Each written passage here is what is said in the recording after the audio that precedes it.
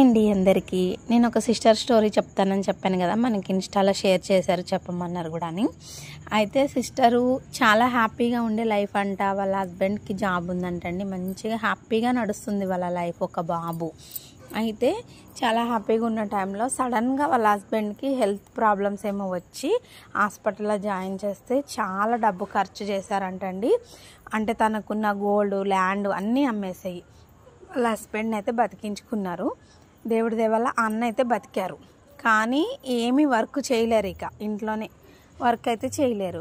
మరి ఇప్పుడు వీళ్ళ దగ్గర ఉన్న మనీ మొత్తం కూడా హాస్పిటల్కి పెట్టేశారు. ఇప్పుడు ఎలాగా తినడానికి? ఇప్పుడు మన దగ్గర 4 డబ్బులు ఉంటేనే కదా ఎవరైనా వస్తారు మనోళ్ళని.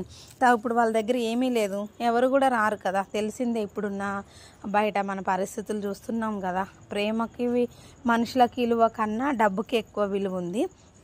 ఇంకేం చేయాలో అర్థం కాని స్థితిలో బయటకు వెళ్ళి మరి జాబ్ చేద్దాం అనుకున్నారంట సిస్టర్. బాబు చూస్తే చాలా చిన్న పిల్లోడు, ఇక్కడ వాళ్ళ హస్బెండ్ని కూడా చూసుకోవాలి. మరి ఎలాగా అని ఆలోచించి చాలా రోజులు పస్తున్న రోజులు కూడా ఉన్నాయంటండి. చాలా కఠినత్వం అనుభవిస్తూ పస్తులతో పడుకున్న రోజులు కూడా ఉన్నాయంట. మరి ఏం చేయాలి? బయటకు వెళ్ళి అయితే నేను ఏం వర్క్ చేయలేను. మరి మిషన్ అనేది ఏదన్నా నేర్చుకుంటే, కానీ మిషన్ కూడా నేను బయటకు వెళ్ళి నేర్చుకోలేను కదా, ఏదో ఒకటి చేద్దాం. ముందైతే మిషన్ కొనుక్కోవడానికి చిట్టి డబ్బులు తీసుకున్నారంటండి. చిట్టీలో డబ్బులు తీసుకొని, అదే చిట్టి లాగిస్తారు కదా, అలాగా డబ్బులు అయితే తీసుకొని ఒక మిషన్ అయితే కొనుక్కున్నారంట.